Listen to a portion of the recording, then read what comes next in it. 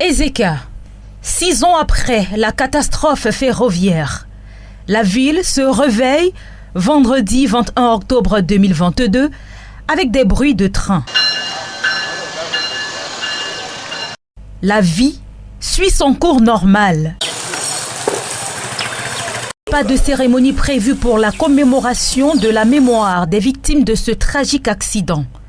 La stèle, enfin sortie de terre, après 4 années de travaux, n'a pas encore été inaugurée. À la délégation départementale de la culture pour le Nyong-Ekele, l'on dit attendre la réaction de Yaoundé.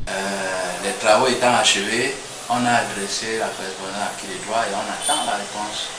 Du côté des populations, si l'on se souvient de ce triste événement, l'on déplore l'abandon des autorités, elles qui s'étaient pourtant ruées sur le site au moment du sinistre. Ce monument ne nous servira à rien, puisque la volonté des populations de Zeka était de nous construire un hôpital de référence qui pouvait aider à la population.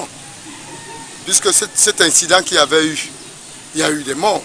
Et quelque part, Zeka a été mis dans, qu'est-ce que je peux même dire, oublié même, écarté.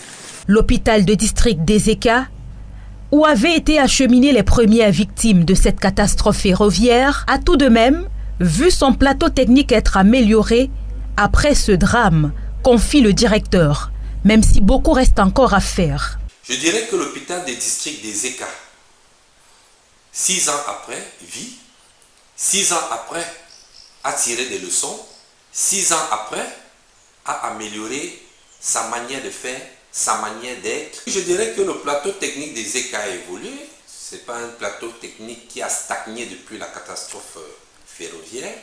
Mais une chose est certaine, c'est qu'il nous manque, nous avons encore besoin d'un certain matériel, surtout le matériel d'orthopédie, parce que nous évacuons quand même énormément en orthopédie. Survenue le 21 octobre 2016, la catastrophe ferroviaire d'Ezeka avait fait près de 80 morts et plus de 500 blessés, selon des sources officielles.